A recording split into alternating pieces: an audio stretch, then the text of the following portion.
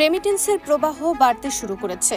বাংলাদেশ ব্যাংকের হালনাগাদ প্রতিবেদনে জানা গেছে, চলতি অগাস্টের প্রথম 10 দিনে দেশে রেমিটেন্স এসেছে $482.77 মিলিয়ন। এর মধ্যে গত 5 অগাস্ট শেখ হাসিনা সরকারের পতনের আগে ও একদিন পর পর্যন্ত দেশে রেমিটেন্স এসেছিল $95.65 মিলিয়ন। আর 7 থেকে 10 অগাস্ট রেমিটেন্স এসেছে $387.12 মিলিয়ন। এর মধ্যে দুদিন ছিল সাপ্তাহিক ছুটি। খাত সংশ্লিষ্টরা জানান, গত মাসে কোটা সংস্কার আন্দোলন, ইন্টারনেট ও সংঘাতের কারণে প্রবাসীরা রেমিটেন্স শাটডাউন ঘোষণা দেন। এর প্রভাবে ওই মাসে রেমিটেন্স প্রবাহ কমে, যার ধারাবাহিকতা ছিল চলতি মাসের প্রথম সপ্তাহেও। তবে সরকার পতনের পর রেমিটেন্স প্রবাহ বেড়েছে।